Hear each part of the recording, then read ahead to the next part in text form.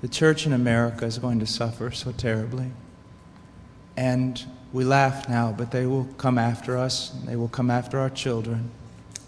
They will close the net around us while we are playing soccer mom and soccer dad, while we are arguing over so many little things and mesmerized by so many trinkets. The net even now is closing around you and your children and your grandchildren, and it does not cause you to fear. You will be isolated from society, as has already happened. Anyone who tries to run for office who actually believes the Bible will be considered a lunatic until finally we are silenced. We will be called things that we're not and persecuted not for being followers of Christ, but for being radical fundamentalists who do not know the true way of Christ, which of course is love and tolerance. You'll go down as the greatest bigots and haters of mankind in history. They've already come after your children, and for most of you, they got them. They got them through the public schools and indoctrination, and the university and indoctrination, and then you wonder why your children come out not serving the Lord. It's because you fed them right into the devil's mouth. So little by little, the net is closing around, and then it's not little by little. Look how fast things are going downhill just in a matter of weeks. Matter of weeks. But at the same time, know this. Persecution is always meant for evil, but God always means it for good.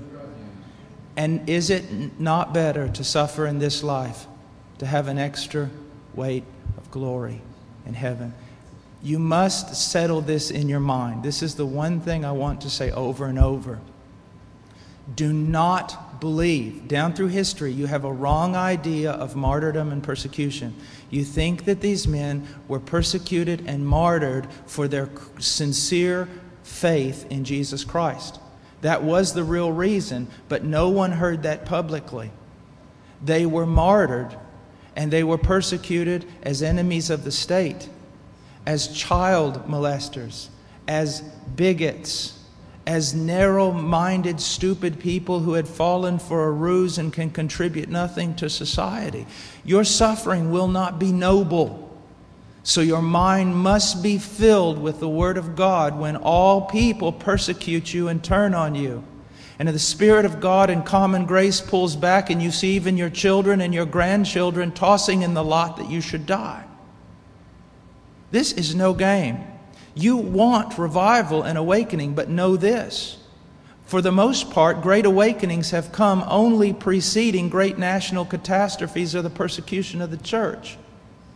I believe God is bringing a great awakening, but I believe that He is raising up young men who are strong in trust in the providence of God to be able to wade through the hell that's going to break loose on us. And it will be on us before we even recognize it. Unless in God's providence, He is not done. He is not done. Now note, this is not silly talk. Apart from a great awakening, these things are going to come upon you. Be ready to lose your homes, your cars, and everything.